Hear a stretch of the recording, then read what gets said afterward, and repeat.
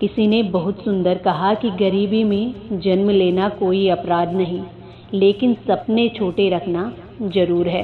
जय श्री राधे दोस्तों, आइए सुनते हैं आज की कहानी। बात उस समय की है जब doctor APJ Abdul Kalam school में पढ़ते थे।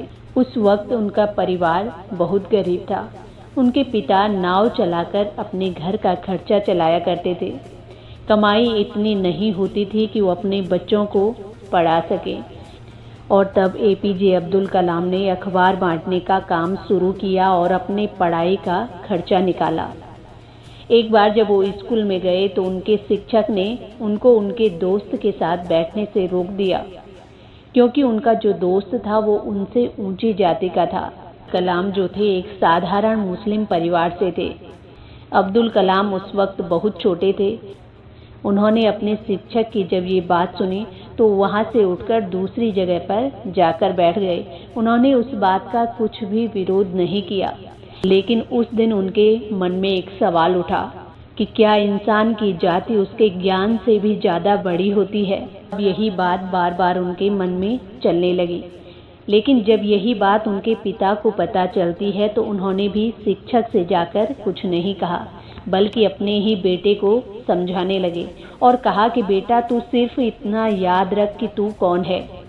ये तेरे कर्म तय करेंगे, तेरी जाति नहीं। दुनिया तुम्हारे साथ चाहे जैसा भी बर्ताव करे, तुम कभी किसी को छोटा मत समझना और कभी खुद को भी छोटा मत समझना। और तभी से कलाम जी ने ये बात जीवन भर याद रखी। मैंने गरीब घर में जन्म लेना स्वीकार किया, लेकिन मैं कभी गरीब सोच के साथ नहीं जिया।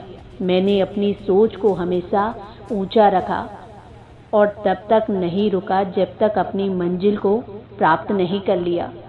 जिस बच्चे को एक दिन एक शिक्षक ने छोटी जाति के कारण पीछे बैठने के लिए कहा, आगे चलकर वही बच्चा भारत का राष्ट्रपति बना, और इतना ही नहीं, मिसाइल मैन के नाम से भी जाने गए। ये था उस बच्चे का आत्मबल, जिसने उसे कभी हार नहीं मानने दी और निरंतर मेहनत करने के साथ साथ अपने लक्ष्य को प्राप्त किया।